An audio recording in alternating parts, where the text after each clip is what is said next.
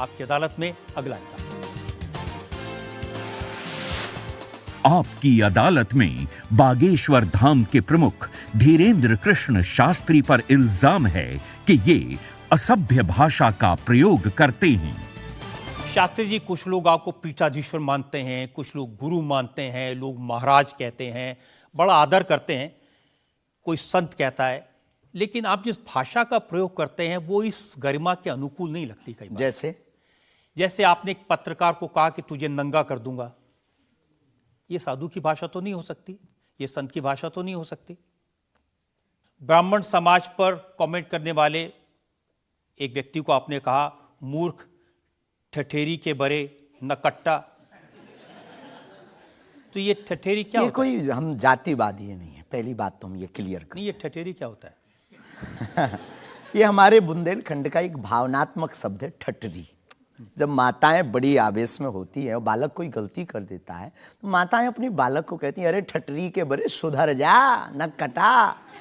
तो हम बहुत गांव के भोले भाले अनपढ़ गवार आदमी हैं, अंगूठा छाप है, ठीक से पढ़ाई की नहीं, तो गवार आदमी है। तो जो माँ की हमारी जो परंपरा है, जो पारिवारिक बोलचाल है, उस पारिवारिक बोलचाल में अगर कोई साधु के ऊपर टिप्पणी उठाएगा, रामचरितमानस पर टिप्पणी उठाएगा या भगवान पर टिप्पणी उठाएगा, तो स्वभावश सनातनी हिंदू होने के नाते वो लहजा निकल जाता है और सठे साठ्यम समाचरित।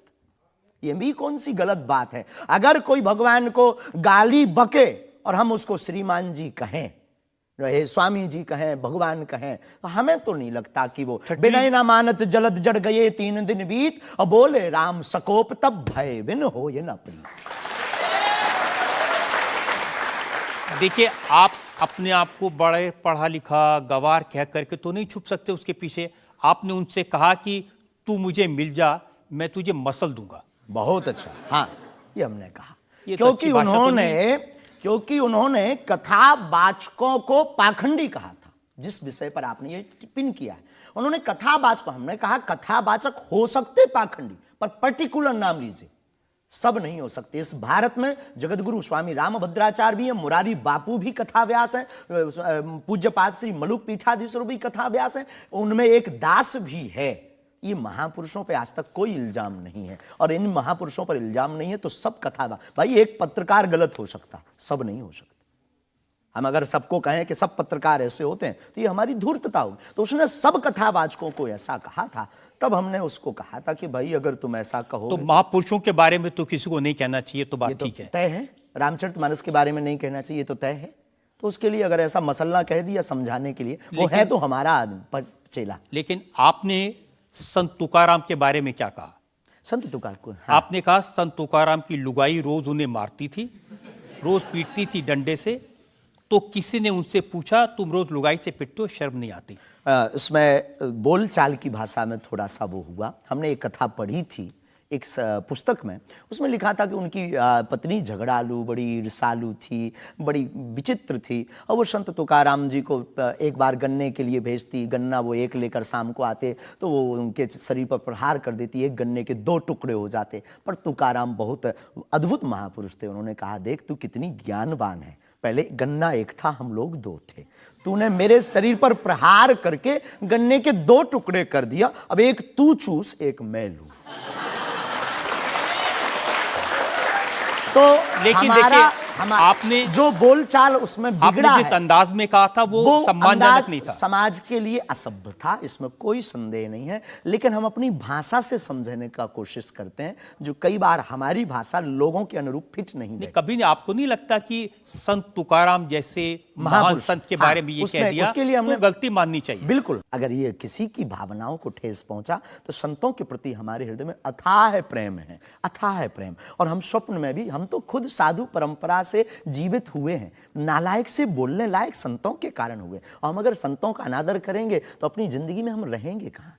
तो हम तो विनम्रता पूर्वक अगर किसी को ठेस पहुंचा तो हमें नहीं लगता कि हमारे द्वारा उनको ऐसा कहा, लेकिन अगर किसी को ठेस पहुंचा और शब्द ऐसा मुंह से फिसल गया तो हम क्षमा प्रार्थी, कोई संदेह। अब मैं एक और उदाहरण आपको बताता हूँ। अच्छा किया कि आपने क्षमा प्रार्थना की, करना ही चाहिए। साधु संतों के बारे में अगर गलती से मुंह से कुछ निकल जाए, बहक करके अगर हो जाता तो कोई दिक्कत।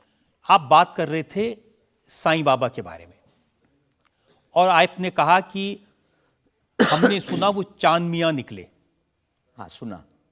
आपने कहा कि कई बार लगता है कि 33 कोटि क्या कम पड़ गए, और समझदार के लिए इशारा काफी है। जी। जिन साईं बाबा को करोड़ों लोग मानते हैं, करोड़ों लोग की श्रद्धा उनमें है, उन्हें भगवान मानते हैं, उनकी पूजा करते हैं, उनके मंदिरों में लाखों लोग जाते हैं, उनके बारे में इस तरह की भाषा? बात ये थी, प्रश्न ये था, क्या साईं बाबा हिंदू हैं या मुसलमान? हमने कहा हम तो उस वक्त थे नहीं भाई साहब, अगर होते तो देखते टोपी पहनते थे कि माला। तो हमने जो सुना है, कोर्ट ने कहा, ऐसा एक पत्रकार में पत्र वार्ता में निकला है कि वो चांद मियां हैं। उन्होंने, उनके जो कमेटी के लोग हैं, उन्होंने क्षमा मांगी। तो हमने यही बात उनको बता दी, बस प्रेस की बात बता दी। तो हमसे ज्यादा ये आरोप जिस पत्रकार ने ये छापा है उस पर उठना चाहिए। नहीं, लेकिन आपके कहने से लोगों की भावनाएं आहत हुई। हमारा किसी भी संत के प्रति अनादर नहीं, सब धर्मों के प्रति सम्मान है। जो जिस धर्म को मान रहा, बलपूर्वक उसको मानना चाहिए। हम सिर्फ अपने धर्म के कट्टर हैं, सिर्फ ये बताना चाहते हैं हम आपको। तो साईं बाबा का सम्मान करते हैं आप? बेझिझक, संत के नाते, संत के नाते बेझिझक। हमें उस बाबा साईं बाबा से क्या आपत्ति है, क्या विपत्ति है? हमें अपने आप से आपत्ति नहीं है, हमें किसी साधु से कैसे आपत्ति हो सकती? क्योंकि जिस सनातन धर्म की आप बात करते हैं, वो वसुदेव कुटुंबकम सबसे पहले की तो संयम, धैर्य, भाषा पर नियंत्रण, ये सब। लेकिन कब तक धैर्य, कब तक संयम? राम की यात्रा पर कब तक पत्थर सहेंगे? पालघर के संतों को बर्बरता के साथ मारा जाता है, कब तक सहेंगे? रामचरितमानस की प्रतियां जलाई जाती हैं, कब तक सहेंगे? संतों को पाखंडी इस देश में बताया जाता है, कब तक धैर्य और संयम रखें? एक दिन भगवान का भी धैर्य खो गया था और उन्होंने भी बाण मार करके समुद्र को सुखा दिया था और रावण का दमन कर दिया था। तो हम कब तक धैर्य, ये भोले भाले लोग, ये भोले भाले सनातनी कब तक ये धैर्य सहेंगे? और एक बात हम आपकी अदालत में बोल देते हैं, सनातन के लिए अगर हमारे प्राण जाते हों और अगर लोगों की दृष्टि में हम असंयमित हैं, तो ये हमें बने रहने दीजिए। देखिए, सनातन धर्म के बारे में आप अच्छी बातें कही, किसी को आपत्ति नहीं है, लेकिन अभी जो आप इतनी जोर जोर से कह रहे थे कब तक बर्दाश्त करें, कब तक बर्दाश्त करें, तो कौन आपको बर्दाश्त करने को कह रहा है? जो ये प्रतियां जला रहे हैं, जो संतों को मार रहे हैं, जो सनातन के खिलाफ झूठा प्रचार कर रहे हैं, जो संतों के खिलाफ और सनातन की संस्कृति को छन्न भिन्न करने के लिए मूवी बना रहे हैं। जब आप ऐसी बातें कहते हैं ना, तो असदुद्दीन ओवैसी जैसे लोगों को ये कहने का मौका मिलता है कि इन लोगों को अनाप शनाप बातें करने का अधिकार दे दिया सरकार ने। उनको लगता है कि इस तरह की बातें करते हैं, उससे समाज में नफरत पैदा होती है, दीवारें खड़ी होती हैं। हम करें तो चोरी, वो करें तो सीना जोरी। उनके मंचों से मारने काटने की बात होती तब नहीं, अक्षरधाम में 40 हिंदुओं को मारा जाता तब नहीं है, उनके खुले मंच पर धर्म परिवर्तन करवाया जाता है तब कुछ नहीं होता है। उनके खुले मंच पर संतों को, कितने संतों की हम आपको वीडियो क्लिप ना दिखा दें, उनके खिलाफ टिप्पणी की, गाली बकी गई, यहां तक कि हमको भी रोज 500 गालियां आज दी जा रही। तो क्या ये सही है? शास्त्री जी, हिंदू समाज में भी ऐसे बहुत सारे लोग हैं जो इस तरह की भाषा का इस्तेमाल करते हैं, जो इस तरह की धमकियां देते हैं, जो दूसरे धर्मों की भावनाओं को हमें नहीं आहत लगता करते कि हैं। हिंदू समाज धमकियां देता है, जवाब दे। समाज नहीं, हिंदू समाज में भी कुछ लोग ऐसे वो हैं, कुछ लोग अगर जो हैं इसी तो तरह का भाषा का इस्तेमाल सबका कर- तो नहीं कह सकते, पर हम प्रति उत्तर दें। नहीं, जो लोग ऐसे लोग हैं उनके लिए भी आपको उसी सख्ती से बोलना चाहिए। हम किसी भी पंथ के विरोधी नहीं हैं, हम सनातन धर्म के कट्टर हैं और सनातन का विरोध, हमें मुसलमानों से डर नहीं है, ना पादरियों से, ईसाइयों से, अपने में भी रहने वाले कुछ जयचंदों से भी डर है जो सनातन का विरोध कर रहे हैं। हम उनके खिलाफ भी बोलते हैं।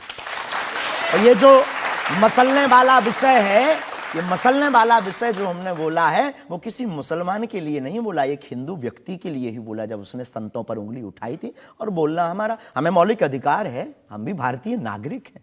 मुसलमानों से कुछ परेशानी है आप? बिल्कुल भी नहीं, हमारे तो मित्र भी हैं। मैंने तो ये हमें भी कोई सुना कि आपकी बहन की शादी एक मुसलमान से पैसे लेकर सहयोग आपने दी, करवाई हाँ। थी। आज भी हमारा मित्र, अभी 5 दिन पहले ही मिला, चाय भी पी।